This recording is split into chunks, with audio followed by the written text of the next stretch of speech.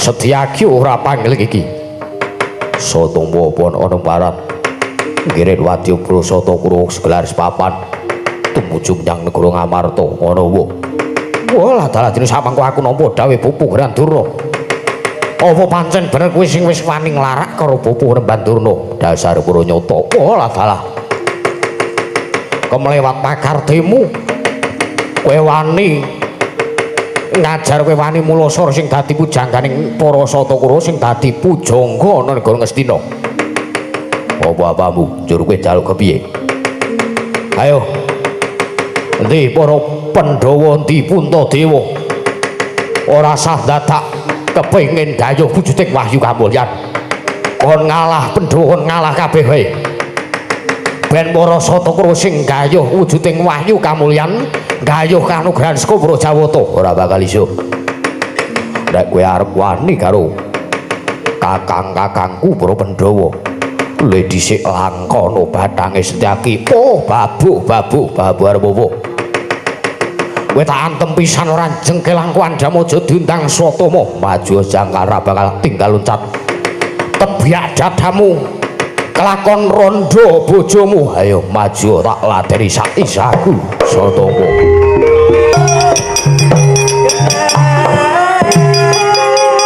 Atemo. Wah, Jar. Wes. Waduh yo. Aduh. Wes. Waduh yo. Waduh yo ala yo. Aduh. Sikap mbok dadine parat. Wes. Aduh. Wes. Hei. Aduh, alas yo. Aduh. Hei alah yo. Aduh.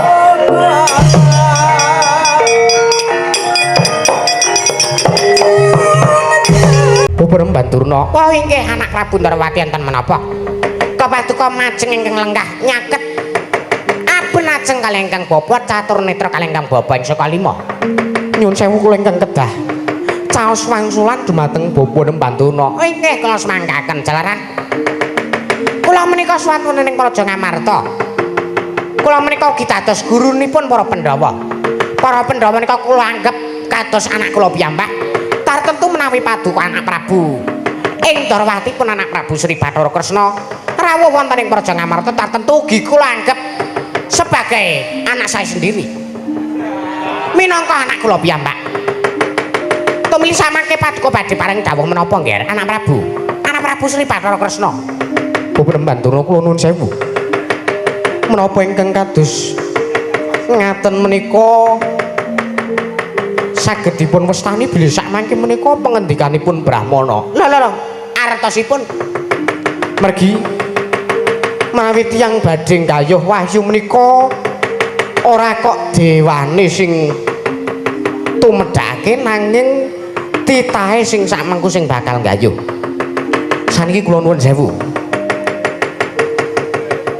Pandhawa gangsal cacahe dipun lairaken wonten ing alam donya menika, dipun titahaken dening para Jawata, dipun titahaken dening Gusti Kang Akarya Jagat. Samangke supados njejekaken kautaman, nengenaken kabecikan lan nyingkiri tumindak-tumindak ingkang boten sae. Nyingkiri tumindak-tumindak ingkang boten prayogi, nyingkiri tumindak angkara budi candala. Saniki kula nuwun sewu.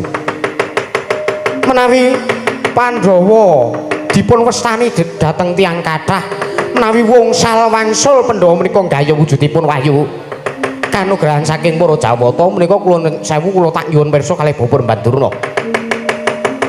Menapa para Pandhawa menika namung lingguh sila kendangan dengkul angkling-angkling kepenak ora budidaya tumedhaking wahyu kanugrahan saka para dewa. estu kemawon kula menika mangertosi bilih para Pandhawa sakmangke menika estunipun mesti kemawon para Pandhawa menika budidaya wonten budidayapun wahyu kanugrahan menika. Lah samangke kula nyuwun pirsa kalih panjenengan. Panjenengan menika ingkang dados gurunipun para Sata Kurawa. Panjenengan menika dados pujangganipun para Sata Kurawa wonten ing negaring Astina. Ateges panjenengan menika ingkang dipun sepuhaken panjenengan ngomong dhateng para Sata Kurawa. Lah nek Kurawa wae pakartine kaya ngono, Kurawa wae pakartine watake angkara Bucandala. Tumindak becik wae ora tau kok arep nggayuh. Wahyu kanugrahan saka Prajawata sing arep dienggo garan, sing arep dienggo modal ki apa Gandura. Wah, keparat. Wah, tapel-tapel suaru gimbal sumarante hawala kemenang kang kula koprip kantil gunting selikur. Wah, wilah gamelan sapa sing duwe, yaga sapa sing duwe anak bojo, sinden kene turna kabeh. Malah dalah. Wah, teka kemlewat ingkang dados pindhapun paduka anak Prabu Sri Bathara Kresna wonten ing Praja Ngamarta menika. Samangke kula nyuwun sewu lho, Nggaret. Kula menika sowan wonten ing Praja Ngamarta, kula menika mboten sowan wonten ing Praja Ndrawati. Menawi kula mestani, menawi Pandhawa mbudidaya nggayuh wujudipun wahyu kanugrahan saking para Jawata menika, samangke kula aturi nindringi dhateng paduka piyambak. Paduka kedah mangertosi, paduka kedah pirsa bilih samangke para Sakarawa ugi mudidaya wujudipun wahyu kanugrahan saking para Jawata. Napa malih samangke mriku para Jawata badhe matedhaken wujudipun wahyu kamulyan ingkang samangke mboten sajawi amung dipun badhe dipun matedhaken wonten dumateng para Pandhawa. Samangke kula menika namung kula aturi ngalake mawon. Mbak yo nglegani Kurawa, mbak yo pisan wae Kurawa ki menentuk wahyu kanugrahan. Ora ketang wahyu.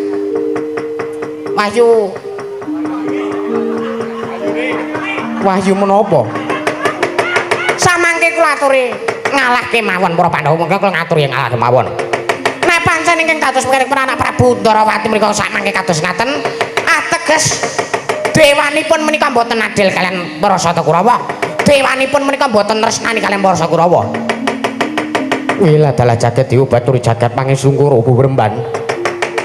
Sakmangke bareng paduka ngamonaken nyalahaken dhateng para Jawata menika paduka menika lepat.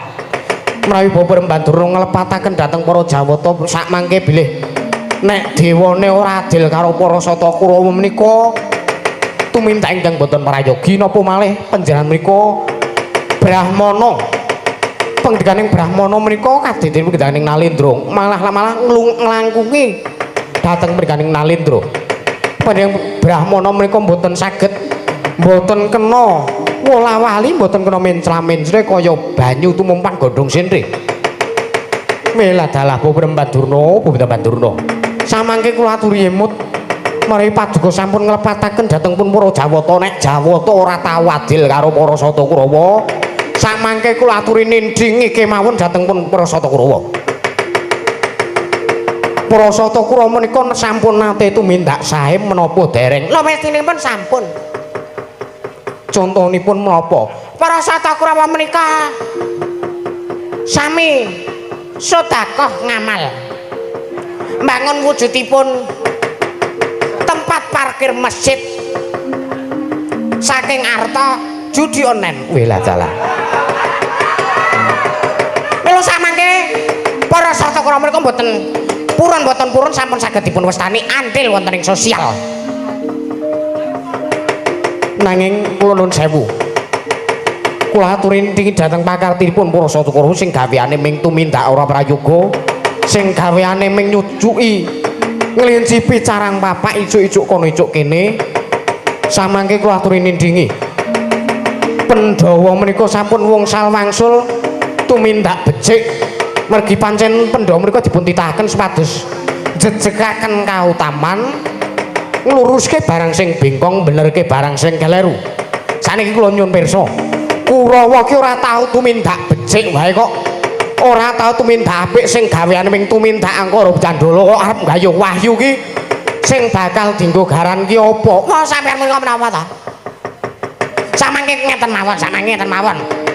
Kula menika sowan wonten ing Praja Ngamarta, kula menika mboten sowan wonten ing Praja Ndrawati. Estu kemawon ingkang dados Nalendra wonten Praja Ngamarta menika anak Prabu Puntadewa sanes kok anak Prabu Kresna. sekrancang koprak pengendianing Nata Ndrawati boten badhe kula rungokake. Nanging seklimah benang ngendikaning anak Prabu Puntadewa badhe kula agem garep badhe kula agem.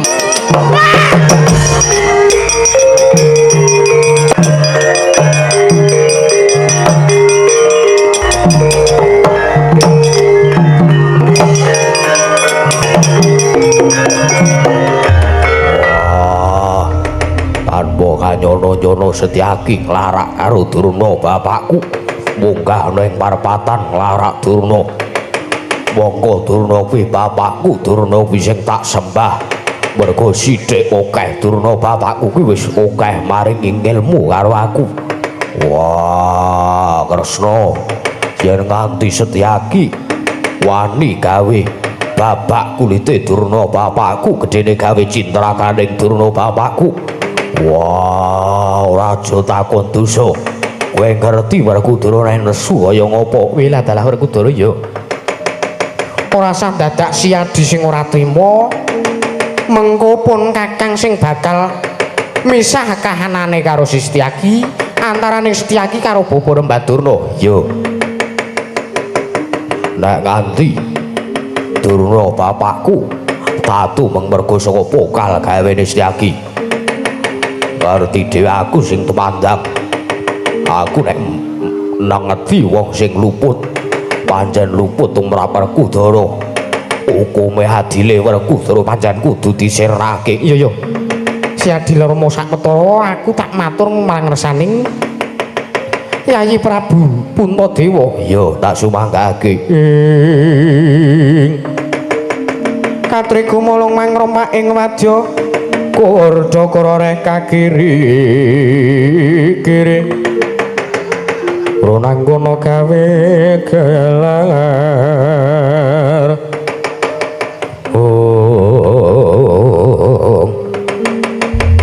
Yayi Prabu kula wonten dawuh Koko Prabu dereng kemawon ingkang ngroko munjuk atur babagan perkawis wahyu kamulyan menika kala wau estunipun sak mangke wahyu kamulyan menika badhe leres pancen badhe dipun matedaken dening para Jawata. Leres ingkang dados ngendikanipun Bapa Rembadurna ing saka lima wau bilih Jawata badhe matedaken kanugrahan. Ingkang raka ingkang sampun pinaringan sasmita babagan wahyu kamulyan. Inggih. Lan Pandhawa menika ugi tinuding nggayuh wujudipun wahyu kamulyan menika kala wau. Malah kula dereng mangertosi babagan wahyu kamulyan menika kala wau Koko Prabu. Nggih. Lajeng sakmangke kados pundi keparingipun Kanjeng Koko Prabu ingkang rayi ngamarta kantun derek. Monggo kula dherekaken sowan wonten ing Saptawarga. Kanjeng Hyang Wiyasa inggih Hyang Abiyasa ingkang dados lantaran tumedhakipun wahyu kamulyan menika. Sampun ngantos samangke karumiyenan dening para titah ingkang badhe anggayuh wujudipun wahyu kamulyan menika kala wau. Menawi mekaten, menapa kula piyambak menapa peranganipun para Pandhawa klebet Dimas Werkudara Arjuna menapa dene kembar sakmangking badhe bidhal sowan wonten ing Kanjeng Hyang Wiyasa ing Saptawarga. Menawi tetela mekaten, monggo kula dherekaken Koko Prabu nanging sakderengipun bidhal sowan dhateng Eyang ing Saptawarga.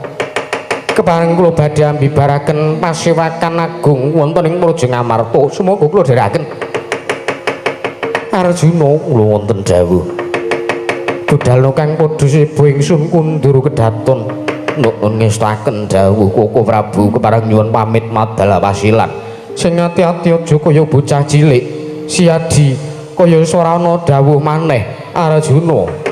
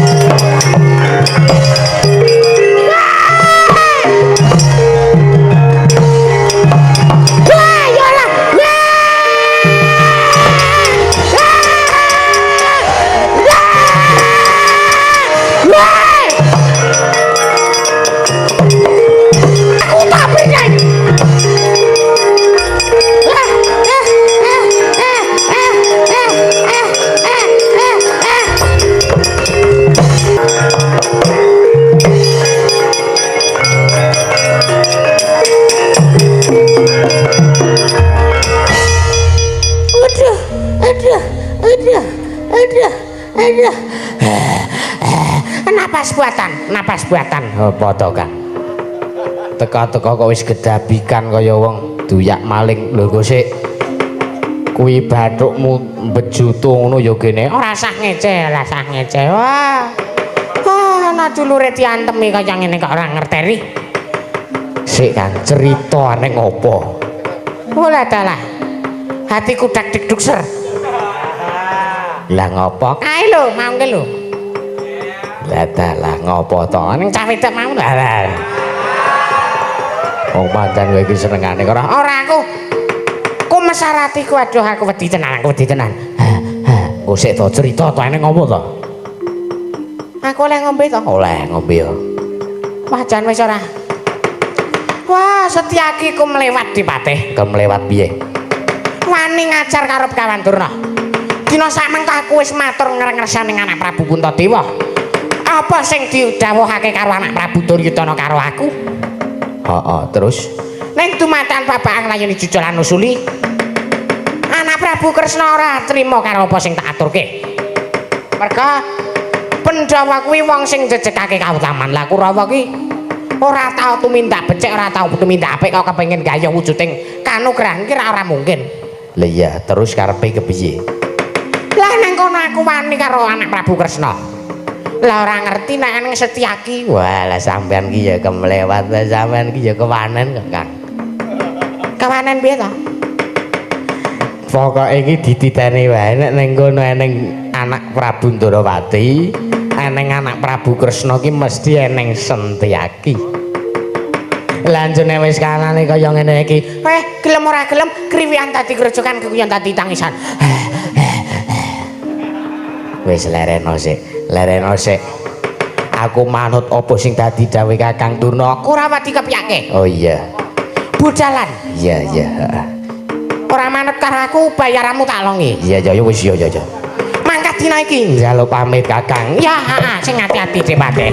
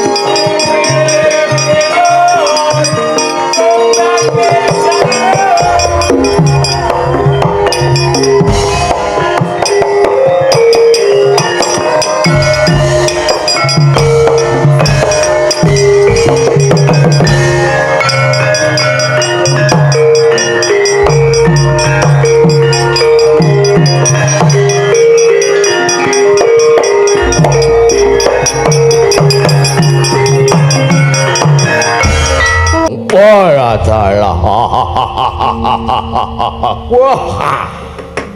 Paman Pati Harya Sengguni ingkang putra ing Banjar Jumput pun Dursasana nyadhung dawuh ngawe sangjaning para putra-putra Sata Kurawa. Enten dawuh napa wan keparang kula nyadhung dawuh. Panjenengan kula pun putra pun Dulma Gati kepalik nyadhung dawuh wonten timbalanipun ngalsa paduka Paman Pati Harya Sengguni. Manadhan kula ingkang putra pun Tirtanata nyadhung dawuh. Manadhan kula ingkang putra pun Kartomarma nyadhung dawuh wonten wigatos menapa. Manadhan kula ingkang putra pun Satama kepareng nyadhung dawuh wonten wigatos menapa. Kula mundi dawuh timbalanipun paduka Paman Pati Harya Sengguni. Kan. Sakiman. Paman, Paman. Kok kula nyadhong dawuh man. Engkang putra pun cinta kamu enu citraksi. Kepala anu kepareng nyadhong dawuh man. Wonten menapa wigatos seperti paduka balikan engkang putra pun citraksi. Engkang putra pun balas sata Lamongan anu Sata Kulawa. Nggih anak-anakku para Sata Kurawa kabeh. Wonten dawuh, wonten dawuh, Wonten dawuh. Wonten dawuh Paman, wonten dawuh Paman. Wah. Wonten dawuh. Mangertya dina sak mengko. Aku nampa dawuh saka Kakang Durna. dawuhe napa? Engko sik, Dur. Aku tak takon karo kowe kok tekomu keri dhewe. Wah, nyuwun ngapunten kula mblasuk, Man. Wo. Sampeyan lengan celan-celi klelu Apa? lengan celan-celi. Ngancer-anceri. Kula niki celat, Man, ora iso muni R. Lah kuwi Ketlucut. malah ora apik nek kaya ngono. Sampeyan lengan celan-celi dalan klelu kok, Man, ora bener kok. Sak karepmu. Pun kula nyadhong dawuh, penemban dono paling dawuh napa? Kakang Durna dawuhi karo aku supaya dina sak mengko ngepyake barisaning para Sata Kurawa segelar sepapan. Merga Kakang Durna wis nglakoni ya kuwi dilarak karo Setyaki. Setyaki wani nglarak karo Kakang Durna wekasan Kakang Durna diajar entik-entikan karo Setyaki. Wah, jan pola tombok gabit niku. Ora.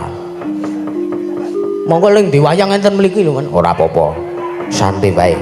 Wah, jan mengke nek nglusak kula emane, Man, kula Wis ora apa-apa. Mula dina sak mengko Dur wala dawuh. kepyana barisaning para Sata Kurawa. Wah, dalah kula nuwun sewu. Sing kulina dadi dadi barisaning para Sata Kurawa niku dadi pandheganing dadi ketua barisan para Sata Kurawa niku Satama, Man. Welah dalah. Nek ngono Satama mboten dawuh Man. Budalna para prajurit para Sata Kurawa nggih ngestaken dawuh kepareng nyuwun pamit madal wasilan Paman Pati Harya Suman.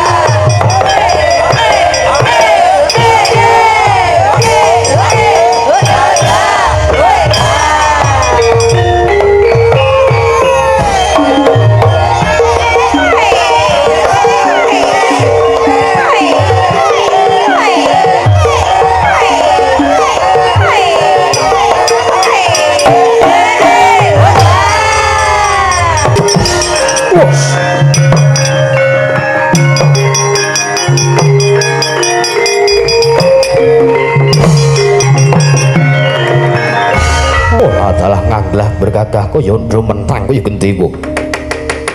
Setyaki ora panggil iki. Sotombo pon ana barat. Ngirit wadya prasata kuro segelaris papan. Tumuju menyang negara Ngamarta ana wa. Walah dalah dene samangko aku nampa dawuh Pupu Grandurna. Apa pancen bener kuwi sing wis wani nglarak karo Pupu Rembandurna? Dasar para nyata. Walah dalah. Kemlewat makardemu. Kowe wani ngajar kowe wani mulasara sing dadi pujangganing para Satakura sing dadi pujangga ana negara Ngastina. Apa-apamu njur kowe jaluk kepiye? Ayo. Endi para Pandhawa endi Puntadewa? Ora sah dadak kepengin dayuh wujuding wahyu kamulyan. Kon ngalah Pandhawa ngalah kabeh wae. Ben para Satakura sing gayuh wujuding wahyu kamulyan, gayuh kanugrahan saka Brajawata ora bakal iso. Nek kowe arep wani karo kakang-kakangku para Pandhawa, le dhisik langkono bathange Setyaki. Oh, babu arep apa? Kowe tak antem pisan ora jengkel langkuan Damaja diundang Swatama, maju jangkal ra bakal tinggal loncat. Tebyak dadamu. Kelakon rondo bojomu, ayo maju tak ladeni sak isaku Swatama.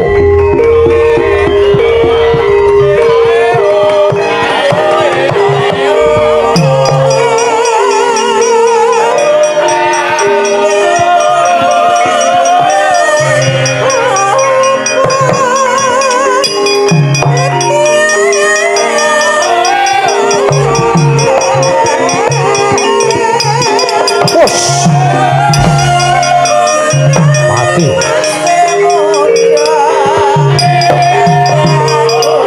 Wah, wis, aduh.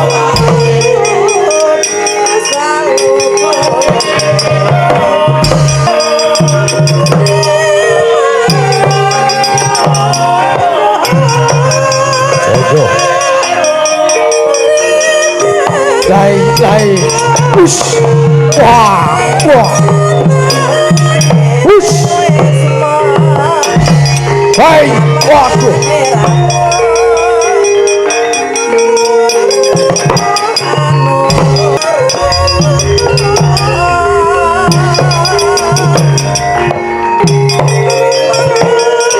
Hati, jar, us, wah, hei, jar, jar, wis, iyalah, yo, hei, jar, weh, yo,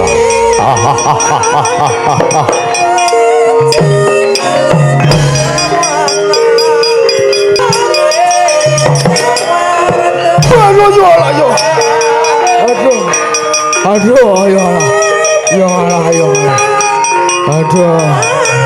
yo, aduh, ampuh,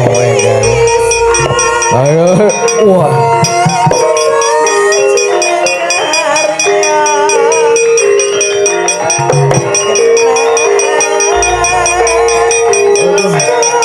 uish, waduh yo, iyalah, wah.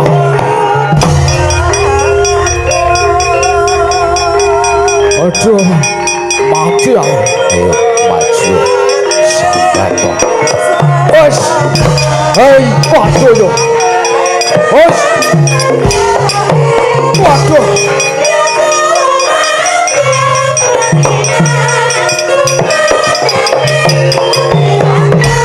Wes.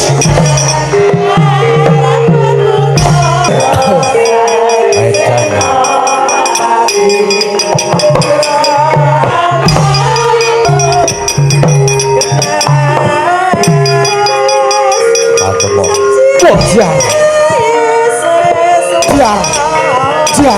wes, waduh yo. Aduh, wes, waduh yo, waduh yo, alah yo. Aduh.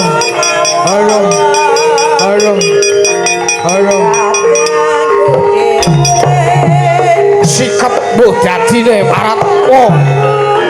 Wes. Aduh. Wes. Woi. Aduh, alas yo. Aduh. Aduh. Woi, alah. Alah yo. Wah. Wah, aduh.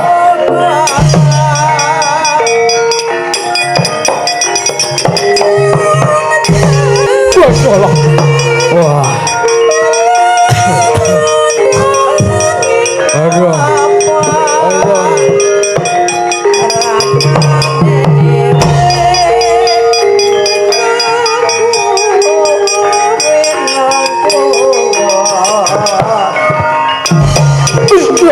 Ah. Oh, jar. Waduh yo, lah yo.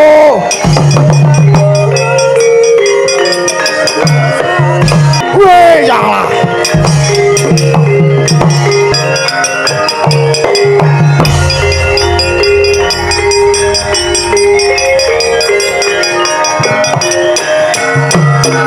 Parap Setyaki ora gelem mikir. Ayo. Kurawa 100 raja ngijembar kabeh. Aku ora bakal wedi mati dhewe aku. Tibakno. Hush. Hush. Waduh yo hadiah. Waduh. Waduh. Yo alah. Yo alah. Ayo sambato. Ush. Wah. Woi, aduh yo.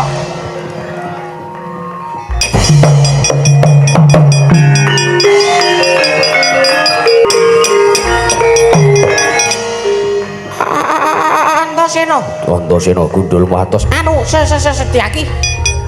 Arep ngapa mrene? Ayo. Kurawa 100. Gelem bali apa ora? Ora sah dadak pengen gayuh wahyu kamulyan. Wah. Gundule atos kandhani parat. Ayo. Njaluk apa tak ladeni? Mati dening aku. Ayo. Bas. Bajara. Mati kowe. Bas.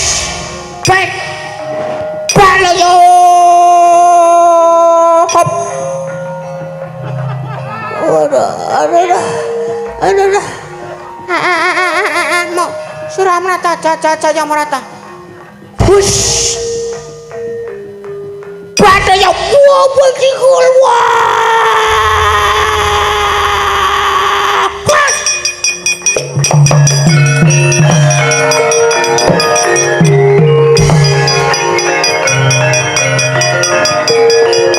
Mundur.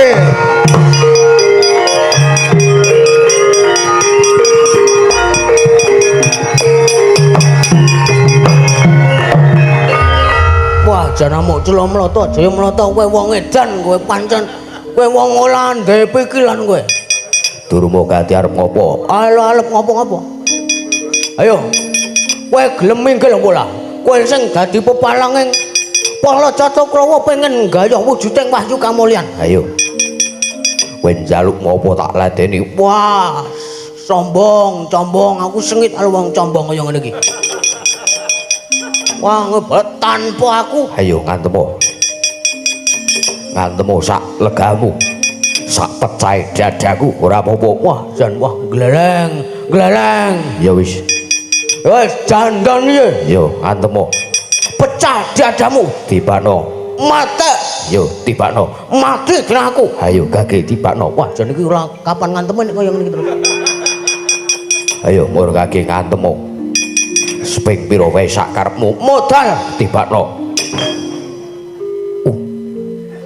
mretik dadane. Ayo. Aku sangu trafo 5 volt. Wah, lah ya. Ayo ngantemo meneh. Mati kowe. Modal. Kowe dadamu nampek Ora. wah edan iki wong sekti.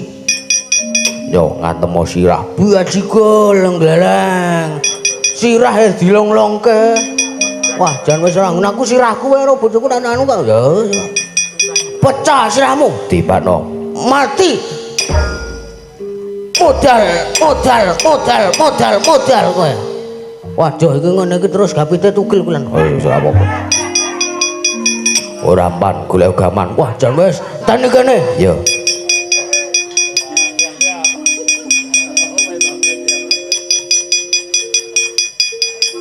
Wampak ndasmu. Iki nggone juragane kayu. Ayo ngantemu. Nganti kuwi iso gawe babak kulit Setyaki. Aku nyembah kuwi selawe taun. Mati. Tibakno. Ojal plecelin dasmu mati dan dine Golek liyane. wah jan wis ora rampan iki wah cuduk kelis Ayo. kelis miniatur Ayo kakek tibakno. le nyolong neng museum Ayo. wis alep tugel Ya wis ora apa. wis ora sanggo ngantem ndi mau nemu senjata apik mau sisan wis iki wae ora apa-apa keprok watu cengelmu Tibakno. Ayo nganti kuwi iso gawe aku mumet. Aku nyembah delamaanmu selawe taun. ah mau combong men to kowe Wis tibakno. modal mati kowe Golek liyane. wah jan wis yen ora nganggo senjataku sing ampuh dhewe iki anyar iki rumangsane ora Kiai Senso Kiai Senen Yo tibakno. Nganti kuwi iso gawe babak kulitku. Nganti iso gawe metu getih. Ana ing awakku aku nyembah karo kowe. gage wah sombongmu wis iki linggo sik nak sumete iki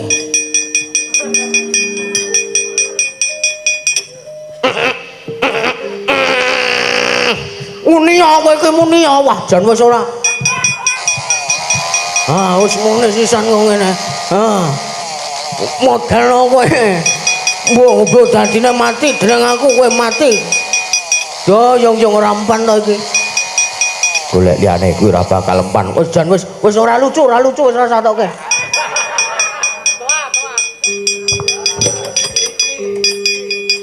iki sak gelem wah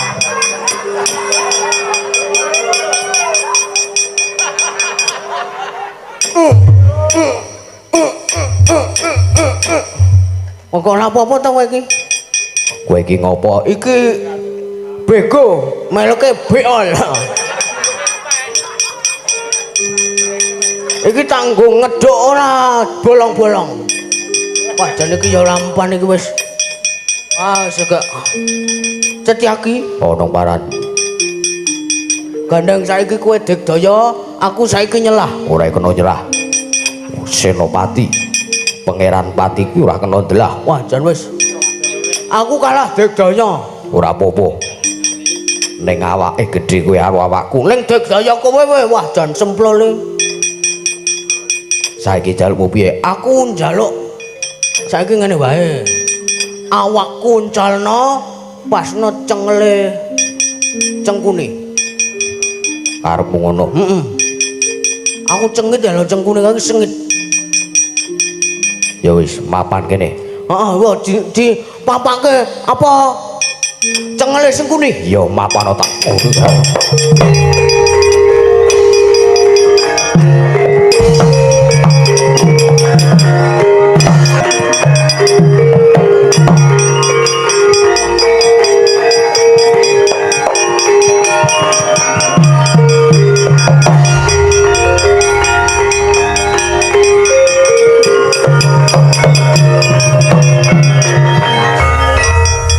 Satama mundur kalah Inggih man kula kawon. Mangsa Setyaki. wela dalah pancen Setyaki kae ket dhisik digdaya Inggih man. njur karepmu kowe piye Kula mundur kemawon. Pun sakniki kula sumanggaken. Mbangane ngrekoso awake gembrobyos ora menang kasile ora apik. Mending kula mundur kemawon. Mending kula madhang man. ya wis sak karepmu kono Pejah kula man. aduh mungsuh Setyaki mboten kajen karta marmo mundur Inggih man.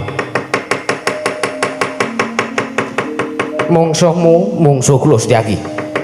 Welah dalah. Wah, kuwi sirahmu benjut kaya ngono. Inggih pun jeblesaken. Pun kula semanggaken. Bange ngrekoso mengko di poyoki karo wong Amarta. Ya jigol. Ora kajen man. Welah dalah citraksi mungsuhmu sapa? Mungsuh kula Setyaki. Nggih, menang apa kalah? Kakak anu menang, anu kalah. Nggih, lah dalah kowe iki kadang nata pangeran pati kok kalah. Nyatane kalah wae. Pun kula semanggaken kula rarep. Anu melu-melu. Wis sak karepmu ngomong sak gelemu dhewe. Apa kae, Mas? Bajikul, aduh yo poyokku. Welah durma gati. Waduh. Aduh, lekan alep ngebluki cengele Setyaki anu cengkune malah nubluk cepiteng. Oh, iya iki kaya ngono. Wajan, mungsuh kula Setyaki kula kawon. Sekian, terima kasih. Wassalam. Lah dalah sapa iki sing urung maju? Dur, wonten dawuh. Arep maju mungsuh Setyaki apa ora? Wah, mbangane ora kajen. Wah, Setyaki meng cah cilik. Setyaki meng bocah ceringus. Arep maju Pun sekecake mahan kula tak wangsul. lah dalah cahetan kok. Dur, pun tanggal 11 kula main. Ya sak karepmu. Lah dalah Kakang Durna iki kepiye, Kakang?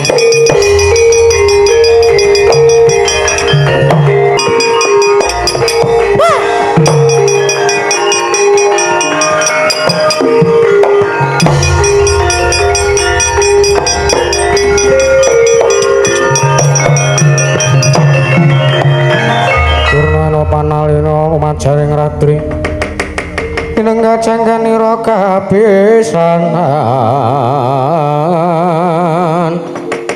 aneng perang Bratayuda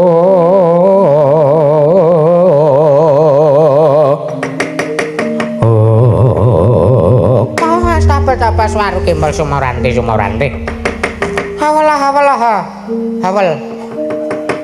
wah Setyaki kowe keladukani karo para Sata bubar mawut ajar kabeh. Kawan Durna. Apa isih kurang nggonku mulasara karo kowe? Apa isih kurang nggonku ngajar, nggonku ngantemi karo kowe? Wis, aku wis wareg. Kowe ngopo mrepeki karo aku? Aku mung ngarep njaluk pangapura kok, Set. Dina samengko aku njaluk pangapura karo kowe. Ora bakal lak ngapura. Ora ti ngapura. Ora. Yang bener deh. Kowe ora bakal tak ngapura mergo kowe wis sewani karo Koko Prabu Kresna. Ah, Setyaki aku njaluk ngapura. Aku njaluk ngapura Setyaki. Aja kaya banji kaya ngono. Ayo. Kowe gelem bali apa ora? Kowe ora kelakon bali aja takon dosa panteme meneh kowe.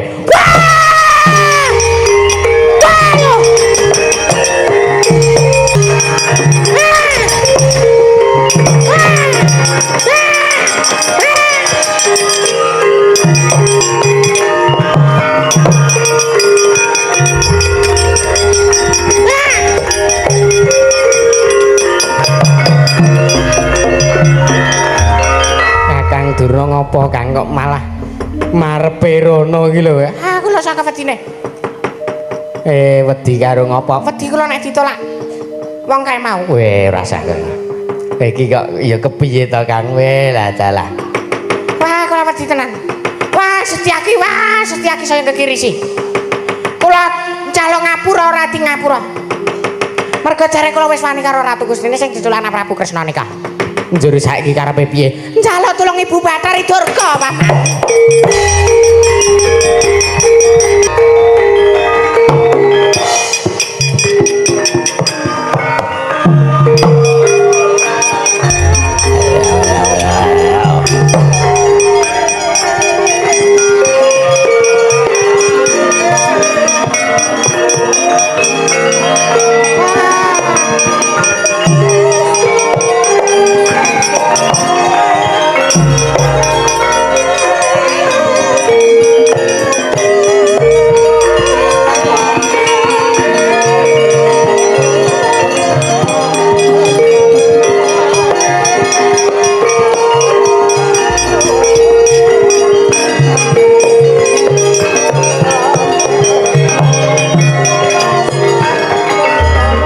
Pandhawa tata gati Wisraya Indriyaksa Sara Maruta Pamana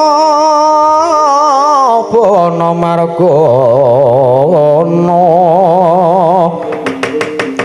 Samirana lan Werhayang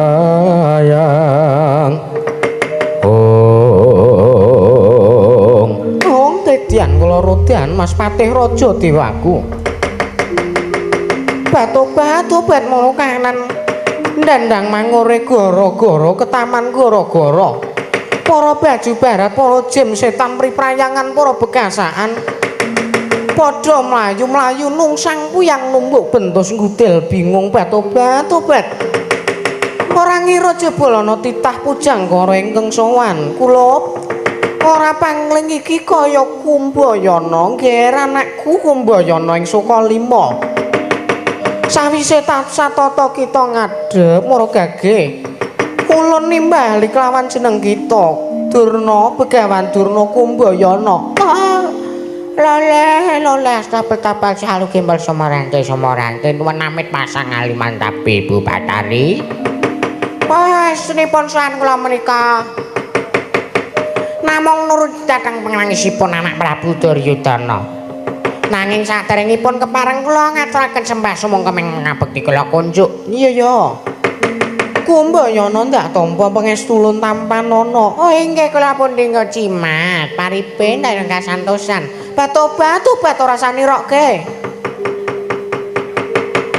napa tot kang dadi wigatine dene kita sowan mongko tanpa tinimbalan Durna kula nuwun sewu Kanjeng Ibu Bathari sawanipun ingkang abdipun Kumbayana menika samangke waleh-waleh menapa namung badhe nyuwun kawelasan piye Kumbayana sanes kawelasan babagan prana picis sanes babagan derajat pangkat estunipun kula menika namung badhe nyuwun kawelasan panjenengan menika sampun pirsa bilih samangke ingkang abdipun Bekanturna menika dados pujangganipun para Sata Kurawa pujangga wonten negari Ngastina pujangganipun anak Prabu Duryudana mongko dinten sakmangke kula menika pinasrahan dening anak Prabu Duryudana supados saged kasembatan anggaya inggih punika wujudipun wahyu kamulyan banjur kepiye nanging mungkin dados ning kawuningan Pandya Bedari bilih wong salwangsul Kurawa menika pendak-pendak nggayuh wujudipun wahyu tentu kakar wikartana antuk karya dipun sababaken inggih menika wontenipun para Pandhawa mergi para Pandhawa menika pendak-pendak nggayuh kanugrahan menika tartentu kasembatan kanugrahan menapa kemawon tartentu dipun kukup dening anak-anak kula para Pandhawa mula saking pamitangipun ingkang abdipun Begawan Durna nek Pandhawa isih urip wonten ing alam padang tartentu anak Prabu Duryudana boten saged kedunungan wahyu Kurawa mboten saged nggayuh wujudipun kanugrahan mila sowan kula wonten ing dandang nangore menika sak waleh-waleh menapa sakmangke nyuwun kanthi sanget dumateng Kanjeng Ibu Bathari saged sakmangke paring sak biyantu dhateng kula supados kula saged mejahi dhateng para Pandhawa amargi petanganipun ingkang abdi ing Sukalima menawi Pandhawa sampun pejah tartentu mboten wonten malih ingkang saged nggayuh wujudipun kanugrahan kejawi kanugrahan menika kala wau badhe tumidak dhateng wayah-wayah padukapun para Sata Kurawa Ibu Bathari tobat Sodhe selikur dina yen to pancen kaya ngono kang dadi kekarepan kita Kumbayana panjenengan ulun mung bisa ngudaneni oh inggih matur sembah nuwun sanget Ibu Bathari kula muli samangke kula kedah menapa kawan kula pasrah bongkon dumateng patu Kanjeng Ibu Bathari Durga kula ngono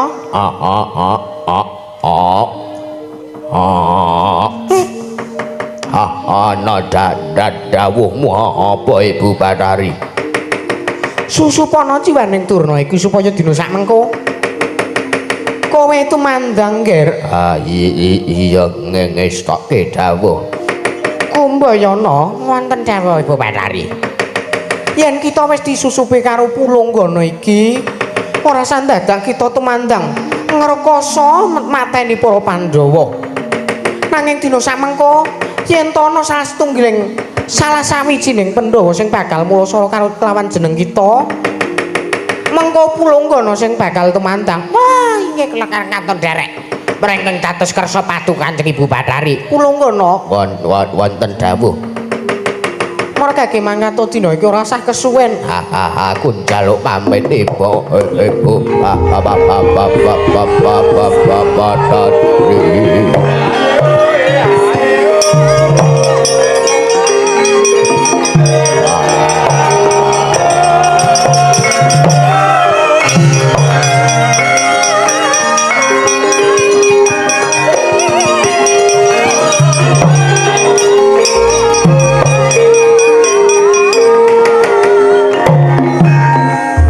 Sawise kita kang kaya mangkono, Kumbayana margake kita nyaketi marang kahanan negara Ngamarta dina sak mengko para Pandhawa sowan menyang Saptawarga sing wigati mung bakal nyuwun karo eyange ya kuwi si Begawan Abiyasa.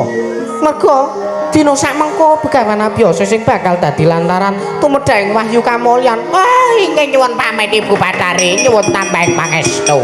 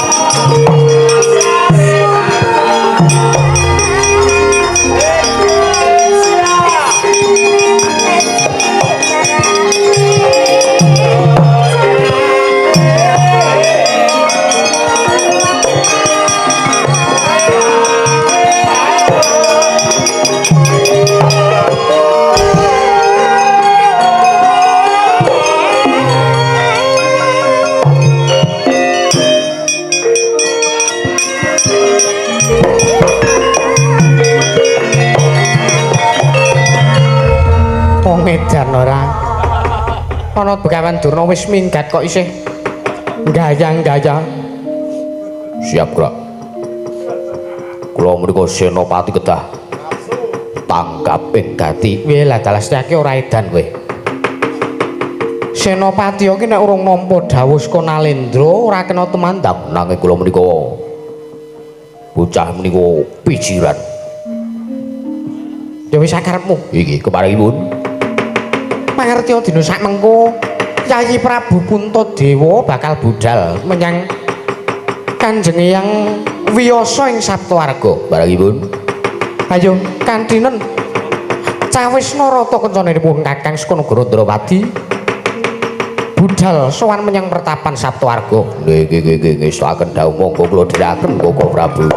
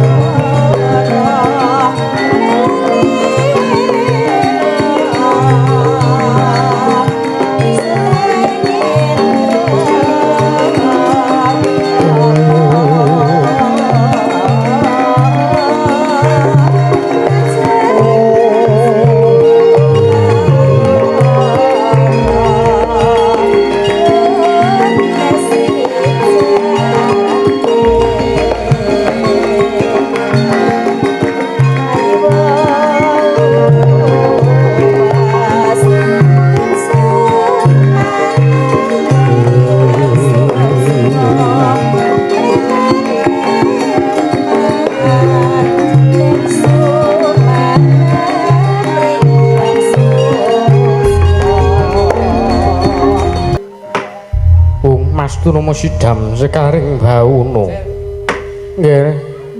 Putu-putuku para Pandhawa. Kaki Prabu Puntadewa, Putu Prabu Puntadewa. Kaki Prabu Sri Bathara Kresna Werkudara Arjuna Wadene kembar Nekulasdewa. Sawise sira satata ngadhep ana ngarsa ulun padha raharja sak prapta kita Putu Prabu nunamet pasang klimantabe dene ngilo diri dumawang tawang tawang linepatno ing tolak manu Kanjeng Eyang penembaning Saptawarga Eyang penemban Wiyasa Eyang Begawan Abiyasa wilujeng sawanipun ingkang wayah pun dwija kangko sakmangke wonten ing mertapan Saptawarga yang kepareng kula ngaturaken sembah sumangga ming mangabekti kula kunjuk sandhapada paduka Kanjeng Eyang ing Saptawarga Eyang Wiyasa ya nggih ulun tampa pangestu wong tuwa wae tampanana kula pun dinggo jimat paribeh dayanana ing kasantosan Kanjeng Eyang kula ngaturaken sembah pangabekti kula kunjuk. Ya Kaki Prabu Ndarawati ulun tampa pangestu ulun tampanana. Kula pun dinggo jimat paribeh dhateng kasantosan. Wah.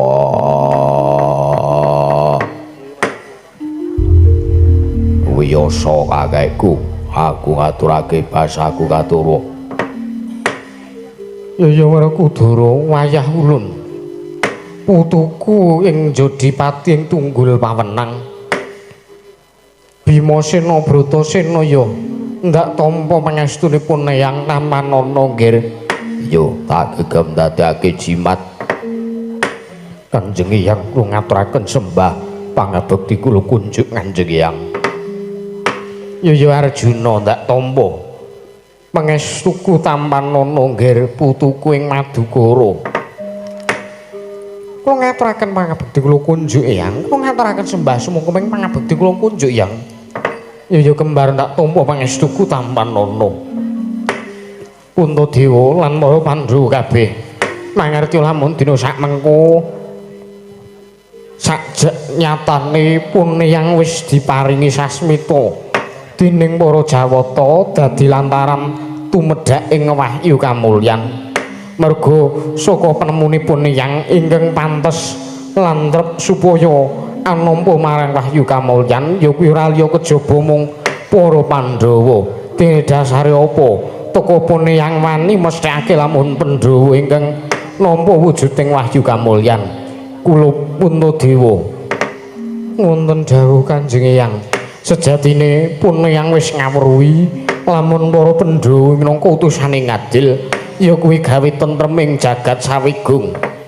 mongko mulyane wong urip ana ing alam padang mono lamun ora sinartan tentrem atine ayem penggalihe tan wurunga bakal ora bisa nggayuh ingkang winastan wahyu kamulyan ya mulyaning lahir ya mulyaning batin mulyaning lahir lamun to kecukupan kelawan apa kang wis sinandhang mulyaning batin lamun to uripe migunani tumraping wong akeh mula nggih Pandhawa aja kendhat nggonmu tansah tetulung marang sak pepadaning urip aja kendhat anggonmu tansah paring buga wong kaluwen paring sandang wong kawudan paring teken wong kalunyon iku mau kabeh sayekti kinarya tapa nggone mapan ning alam padang Puntadewa inggih menapa ingkang sampun paduka dawuhaken tartemtu Pandhawa mboten badhe selak Kanjeng Eyang dene Kaki Prabu Ndarawati ingkang tansah angulati kelawan putu-putuku para Pandhawa aja kendhat nggonmu tansah jejegake marang Kang Bingkong aja kendhat nggonmu tansah benerke kelawan Kang Luput sabab becika dikaya ngapa Pandhawa munu titah sawantah ing kedunungan ina lali salah apes lan mati ngelingi lamun nedeng lali elingno namun ledeng lali dandanono lamun nedengina Kresna inggih ngestaken dawuh paduka Kanjeng Eyang kanthi kaya mangkono nggonira urip ana ing alam padang bakal nggayuh kelawan tentrem lan ayem wong kang wis kasembadan anggayuh kelawan tentrem lan ayem mau sayekti bakal iso ngrasakake kelawan kamulyaning urip mula kang sangka kuwi nggih wahyu kamulyan kuwi sayekti ora mawujud lan ora karasa lamun wis mapon ana angganing sira putu-putuku para Pandhawa sabab mulyaning sira ya mung sira dhewe ingkang bisa nggayuh lamun mrucut nggonira nggayuh kamulyan sayekti selawase urip kita ora bakal iso ngrasakake apa ing winastan mulya kuwi mau ngger Puntadewa Arjuna apa dene Werkudara ya plangeneng kalanggiman aklar pandan moncara om tinoler kagonang surem sorote tan padang kasur lan pacaring purnameng weku ana dasaring mangsa katiga Kanjeng Hyang menapa ingkang paduka dawuhaken naratentu ingkang wayah badhe nindakaken wah iya semono uga aku abiyasa kakekku aku mesti nendangu karo apa sing dadi dawuhmu inggih Kanjeng Hyang menapa ingkang sampun paduka dawuhaken tartemtu cinandhi wonten ing mestaka ingkang wayah ing Madukara Kanjeng Hyang ing Saptawarga syukur yen to pancen kaya mangkono ndak suwun marang panguwasaning Dat Kamurwing Dat muga-muga apa kang dadi pengendikaku ora mrucut kelawan kersaning para Jawata wahyu kamulyan ya mung para Pandhawa ingkang keduga nampa ngger putu-putuku para Pandhawa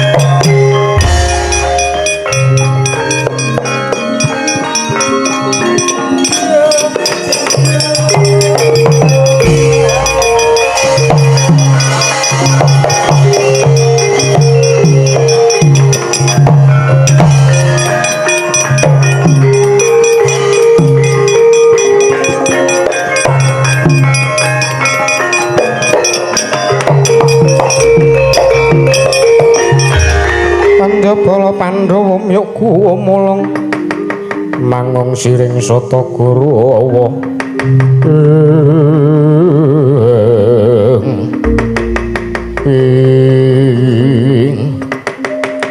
ana daya ingkang rumasuk kelawan anggamu ulup Pandhawa sayekti iku tumedhak ing wahyu kamulyan ingkang wis mapan ana angganing eyangmu ing Saptawarga inggih Kanjeng Hyang nanging aja daya-daya bungah kang dadi atinira ulup Puntadewa Werkudara Janaka lan kabeh wae wahyu kamulyan mau ora bakal rinasa dening ulup putuku Puntadewa lamun datan sira gayuh pribadi jumbuh kelawan ingkang wis tak dawuhake duwe ana penggalih ingkang tentrem lan ayem nyingkirana kelawan watak durga ngongsongsa kulino meper kelawan mobal babaling hawa nepsu sak temah ing kono bakal ngrasakake urip tentrem lan ayem sawise urip tentrem lan ayem sira bakal manggih kamulyan ingkang sejati nggerep yak kula nuwun menemban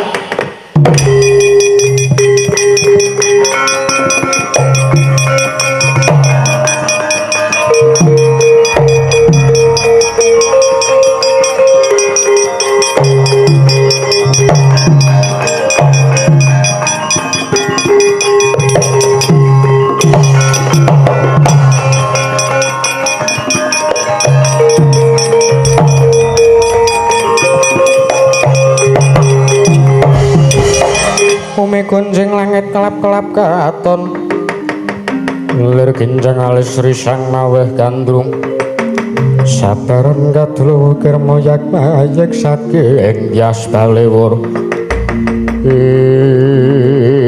geger meneban kepareng matur ing jabaning pertapan ing sak jawining pertapan sakjawining pertapaning Saptawarga kawontenan geger morat-marit para cantrik samya nungsang puyang numbuk bentus gudel bingung sing disababake krana pokale Begawan Durna ingkang mudah kepengin gayuh wujudipun inggih menika Wahyu Kamulyan kagem Marasata Kurawa wong Mas Rama sidam sekaring bawono apa pancen kaya mangkono Pedro ingkang kita aturake lan panjenenganing sun pancen leres niku wah jan wis ning jaba sumbar-sumbar manguwuh ndi anak-anakku para Pandhawa ndi ora sah dadak gayuh Wahyu Kamulyan padha ngalo ben Marasata Kurawa genti sing gayuh wujuding anugrahan saka para Jawata mila sak mangke kula mlajar mriki menika kula nyuwun senjata pitulung kelawan sang penemban abiyasa menggah kepripun kawonten kados ngaten menika penemban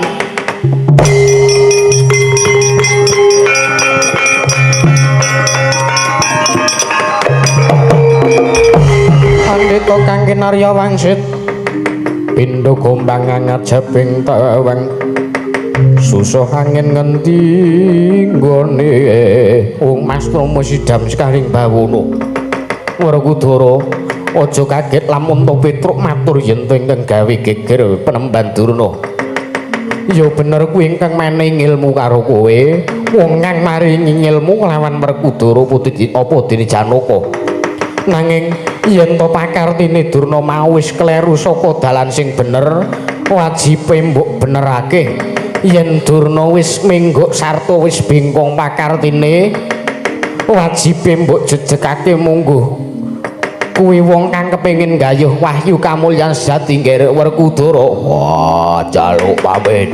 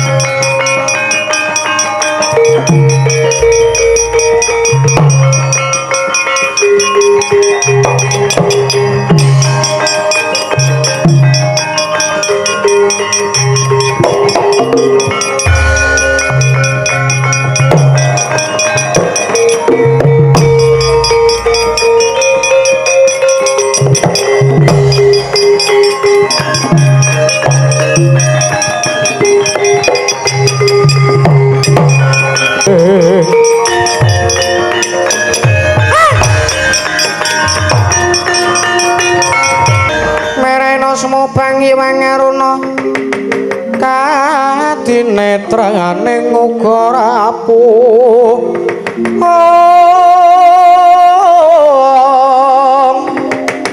sabdaning kukila ringan negara sagetra kene donganing kong lir wuwu sing piyene panta lole astapel-tapel swara gimbal sumorante hawala sing gumanama sik ana ing penggaliban ning aling Begawan Durna wah ya kuwi mung bangke ning para Pandhawa ngadang-adang ana ngarepe Begawan Kumbayana Werkudara Janaka yen perlu sapa wae sing mbelani karo para Pandhawa rawe-rawe rantas malang-malang putung legane ati kowe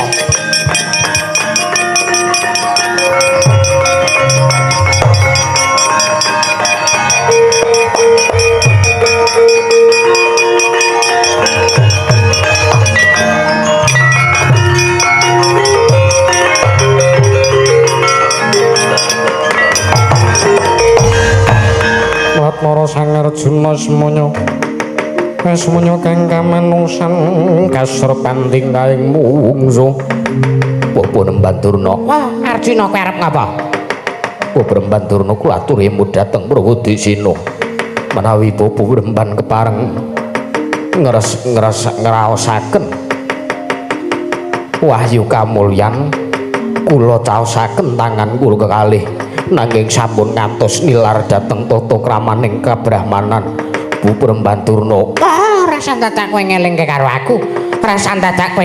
karo aku pinter acara langit isih menang Begawan Durna tinimbang kowe. Apa mbok anggap aku lagi lali? Apa mbok anggap aku lagi lirwa karo kewajiban Krapamanan? Iki sing bakal tak tindake. Ya kuwi netep marang pujangganing negara Ngastina. Pujangganing Nata Prabu Duryudana yen aku ora iso gawe. Nata ing Ngastina nggayuh wujuding wahyu kamulyan. Wah. Tutur ketawur ora ana gunane aku urip ana ing alam padang. Pupur Mbandurna mboten saged kula emutaken. Anggepmu aku lali. Ngono apa piye? Hah? Wah, ngono kok tak elingake.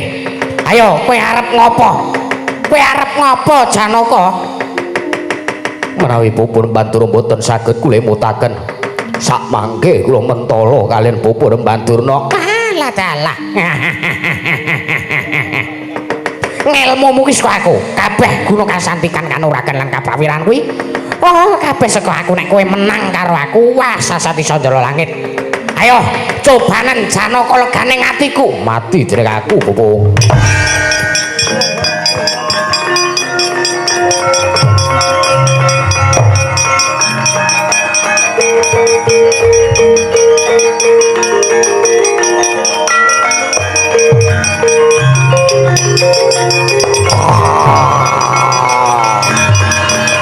Ayo.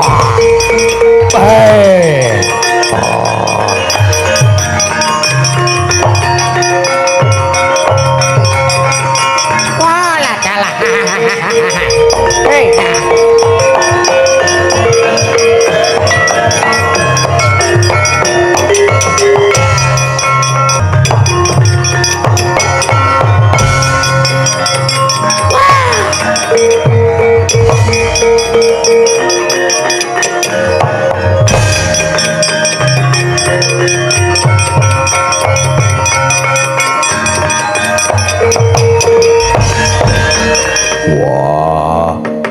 Durna bapakku. Ngapa Werkudara kowe, ha? Oh, gedhe tok awake. Niyahene ora iso ngapa-ngapa. Ayo kowe arep apa? Kowe gelem tak elekake apa ora? Mbok anggap aku lagi lali ngono apa piye? Hah? Apa mbok anggap aku ki lagi nedeng ora emut karo kewajiban kabrahmanan? Ya iki sing bakal tak tindakake minangka tadi pujangkaning negara Ngastina. Wah. Elinga Durna bapakku. Aku isih gelem ngelingake karo kowe. Nek sampean ora gelem dielingake aja takon dosa aku sing kudu mentala karo kowe. Nadyan to kepiye bae. Wah, kabeh ngilmumu ki saka aku. Nek arep mulasara bapakmu pulasaranen. Ning kabeh ngilmu guna kasantikanmu, dina sak mengko bakal ilang. Tanpa kowe bakal iso duweni meneh. Wah, ilang ya wis. Nek pancen kowe arep nggayuh wujuding wahyu kamulyan, ayo tak wenehake tanganku loro pisan. Bandanen jak jupuken wahyu kamulyan saka gagu lan aganing kadang-kadangku Pandhawa. Ning dina sak mengko aja nganti kowe lali minangka dadi Brahmana ngalam padang iki. Dalah. Kowe bayi wingi sore ngertimu apa, ha? Wani karo wong tua, ayo minggir. Aja dadi pepalanging Begawan Durna. Wah, ora gelem tak elingake. Jaluk ngapura aku kudu mentala karo kowe Begawan Durna.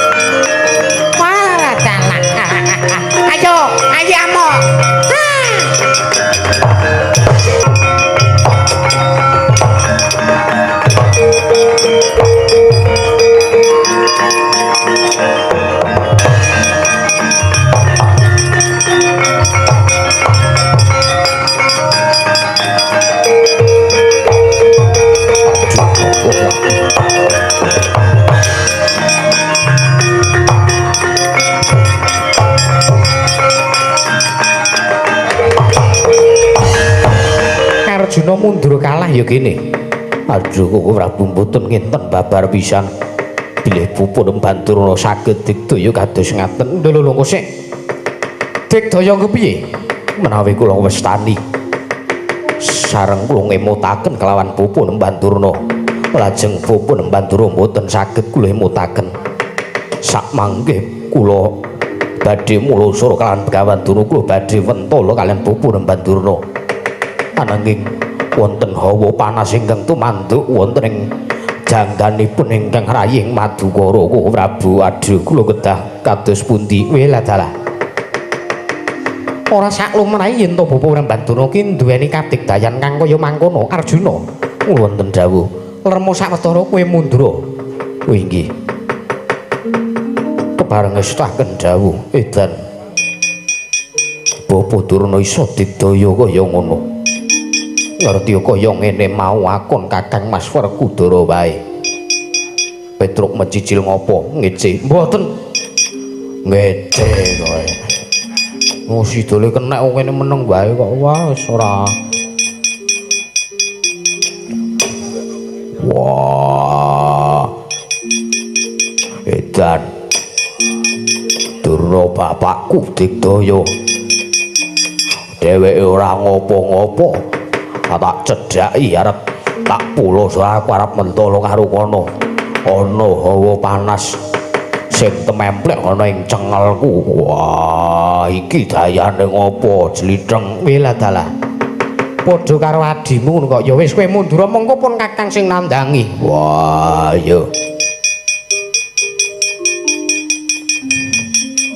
Kuku Pancanaka. Wah, ora tedas.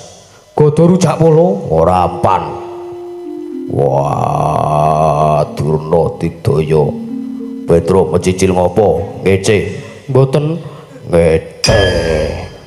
Wah, karo Bendara wani. Yung sidole kenek ki wah jan wis. Langsung fly. Diantem Ndara fly. Wow, drijine gede-gede. Weladala Petruk non. Bagong nanti. Weladala. Gong. Weh. Reno le. Nanti kowe le. OTW OTW. Heeh. Karo Gareng ora. Wah, reng malah asem Gareng ning Praci. Oh, ngopo rono? Wah, jan wis cedhak karo Medoyo ki cedhak. Oh, diceluki. Wonten dawuh sinuwun. Iki lho le ana gawean. Sedina pira? Gawean kewajiban sedina pira? Enten apa sinuwun? Gareng ndi? Wah, jan. Reng. Wah, akeh SLC. Apa kowe? Still lie down. Basa apa nah masih tiduran. Kok bocah. Ih, kok reng. Ya rasa anarkis ngono kuwi ta. Ora wis. Ngono timbali sinuwun kersa lho. Heeh, wis. Enten apa sinuwun? Kowe ngerti to Begawan Durna kae? Nggih, keparengipun. Kae digdayane kliwat ukur. Werkudara dicokot iso kontal awake panas kabeh. Welo. Kok saged ngaten ta? Membuat heran ingkang abdi. Merga kae disababake ana salah sawujuding demit bekasan sing manjing ana ngawake Begawan Durna. Oh, iki mesti akal-akalane Durga iki. Kok kowe wis apal wae wong iki wis arep rampung kok wis kebedhek lakone kok. Iki piye ta wae iki wis ora apa-apa. Kene sing nandangi ora kowe ora iso rampung Petruk, Gareng lan Bagong.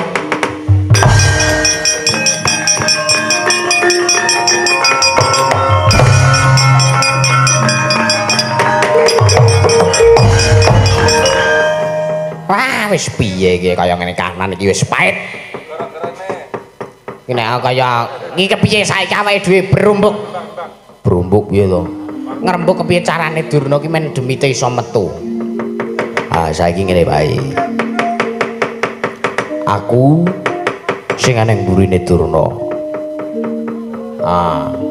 Terus mengko Gareng sing nantang Durna.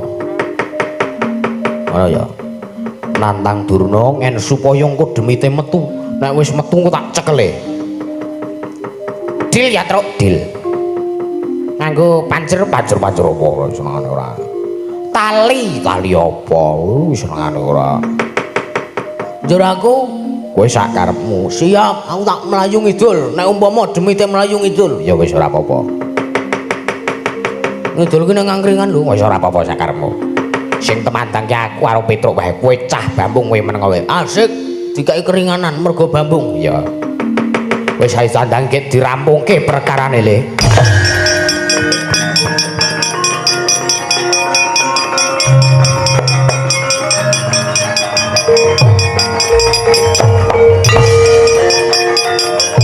Ayo temandang, Ayo.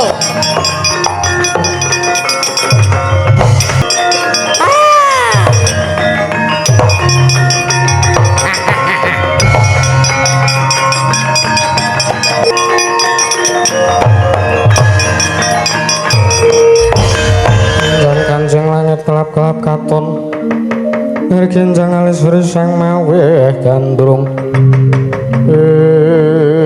Strayali binatang September, Oktober, Januari, Februari. Kawan Durna. Kowe arep ngapa wae wong kere-kere? Wah, pono kawan kok dadi dapuk dadi tukang gawe wedang barang. Wah, nek kula ora dadi tukang gawe wedang sampean kaliren ket mau. Maidu karo pono kawan. Saged kula emotaken mboten? Ah, kowe wong kere ora sakelik karo Bandurna. Nek mboten saged kula emotaken, kula sak mangke mentala kalih panjenengan. Ayo, ayo saiki digdayamu kaya ngapa kowe ora bakal iso menang nek mungsuh Bandurna. Yakin? Ayo maju, ayo lena pangendhamu tebiak diadamu kelakon rondo bojomu. Kelakon rondo jaranmu. Wah, lole kowe ngece karo Bandurna ya. Ayo wis. Nek pancen sampean ora kena tak emotake aja takon dosa. Dina sak mangko sampe rawe-rawe rantas tro. Pacanda.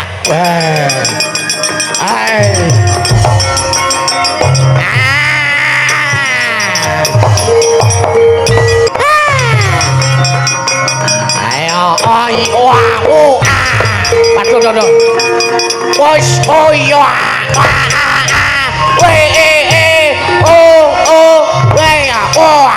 Wih, alah. Wih, ayo maju.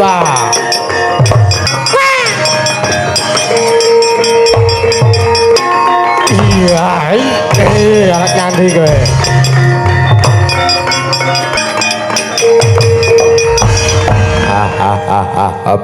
Petro, aku Jorno. Ora iso ge kongkong.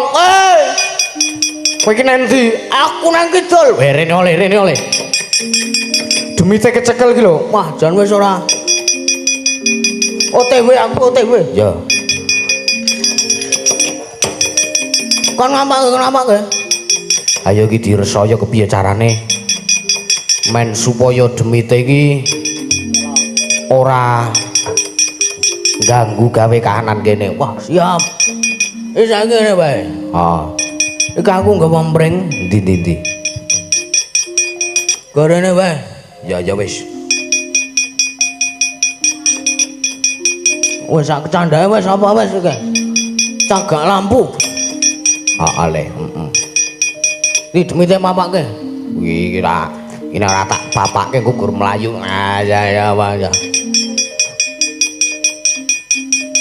Iki saiki awake dhewe kepruk-keprukan karo demit iki wae. Heeh. Aku ngitung siji, aku ngebuk. Aku ngebuk ping 3. Lah ya wis kok ngono. Ya gujeke sik ora tak gujek engko mlayu gurale. Siji. Ya kek ngitung kek ngepuk bocah iki. Siji. Genteran aku le. Loro. Ana gende. Yo modaro.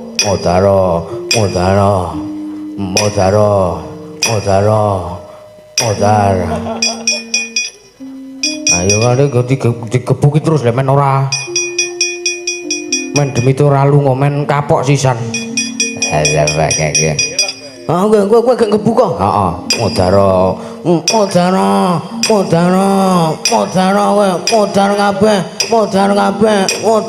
modar pulung gana abrakan kaya ngene kowe. Wah, iki dong apa ta iki? Wah, Loh. Loh.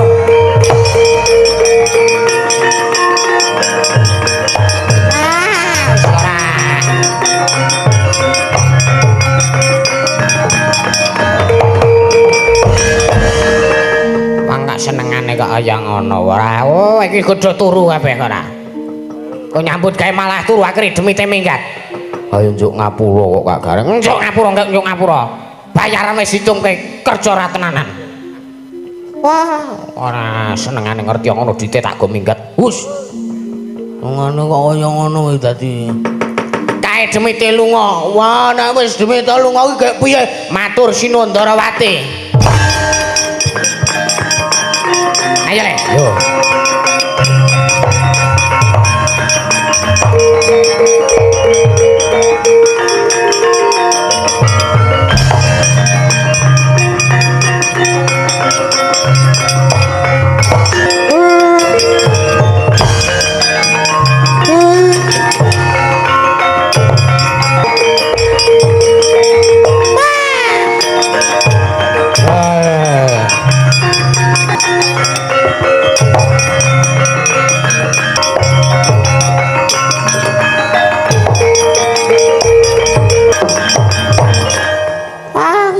Pangapunten Nger, kula nyuwun pangapunten. Weh lah dalah. Kyai sepuh kok pakartine kados ngaten. Wah, nggih Nger, kula nyuwun pangapunten. Nyuwun pangapunten, kula nyuwun pangapunten. Wah, kula daya menika awit kula menika supados kula menika ketingal wonten ing negeri Ngastina. Wah, lah dalah. Ora gurmen pengen ketok to kowe, ha? Rak gurmen pengen ketok nek sing paling berjasa kuwi nang Ngastina ki mung kowe, ha? Ming sampean, ayo. Sakniki sampean pun mboten saged napa-napa Penemban. Kundur. Bawa Penemban Durna kula aturi kundur. Mangke menawi ngantos punakawan menika ngamuk panjenengan malah cilaka. Kula nyuwun pamit, Nger. Wah, aduh.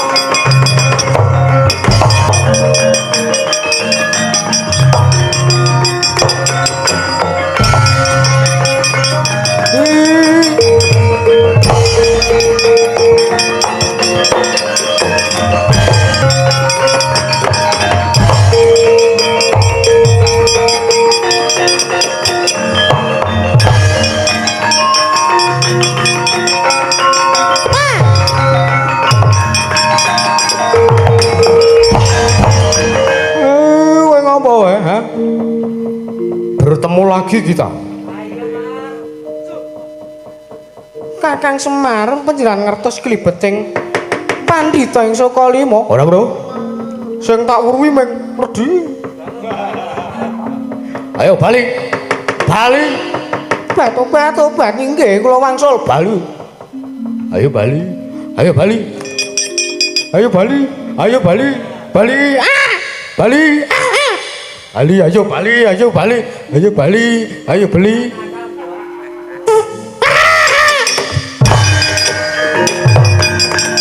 Senengane kok ora.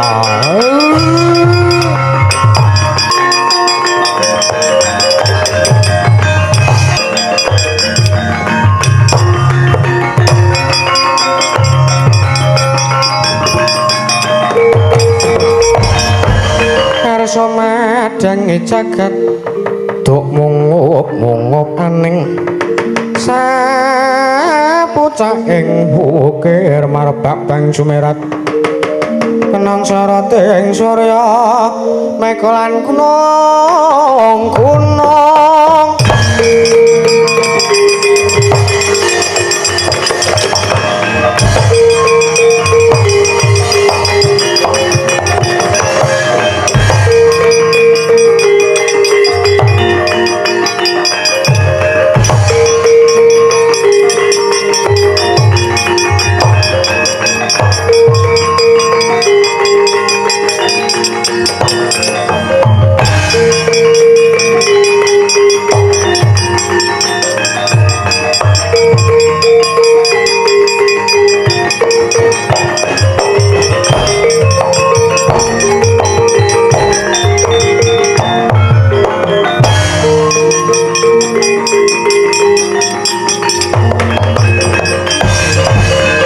mengko den prayitna semuriris eko balik yung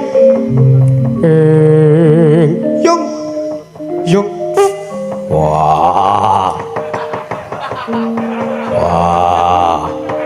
gila nih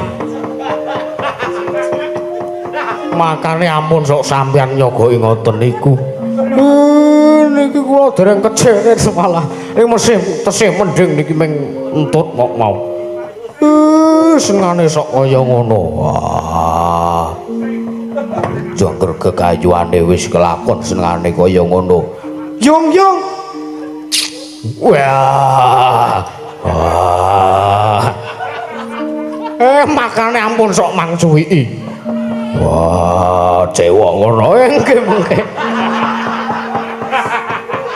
edan Semar ora tatanan angger wong bapake cen jorok wonge jijiki jan senengane kok ora angger wis kocap pleding wis ngono kuwi njaluk ngapura njaluk ngapura den wah iya aja tok pindho meneh mboten nek sampean mboten nyogoki kaya ngoten niku aku jengkel weruh joget-joget Pak Sogo wis kok kene ampun makane niku jenengan pun sok ngoten niku Kakang Semar iku lho ngendikaning Kanjeng Hyang Wiyasa wong urip ana ing alam padang mono kudu bisa nggayuh tentrem lan ayem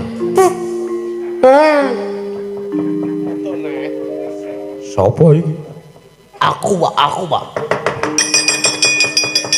cahedan ora pripun den pripun ya mung senadyan sak klimah pengendikane nggayuh ayem lan tentrem nggayuh ayem lan katentreman mono nanging ora gampang nggih kudu iso nyingkirake rasa panas barang kudu iso meper mobal babaling nepsu kudu iso meper marang kanepson weh kudu tansah sumanding lawan sabar lan ikhlas nggih leres niku pancen leres yen wis bisa ketemu kelawan sabar lan ikhlas sayekti bakal manggih ayem lan tentrem yen wis manggih ayem lan tentrem bisa ngrasakake wahyu kamulyan sejati kaya para Pandhawa wah mugi-mugi ngaten langkung prayogi monggo kita ndedonga sareng-sareng mugi-mugi sampeyan ampun kados ngaten wah edan Semaredan matur sembah nuwun den mugi-mugi lelakon dalu menika saged dados piwulang tuwin tuntunan ndara iya Kakang Semar mugi-mugi sak pengker kula warga mriki tansah pinaringan ayem tata titi tentrem sambah sangsaya rukun tambah sansaya ngrembaka ilang segala regejekan pokoke donga paling sae kagem warga mriki den iya Kakang Semar salam budaya.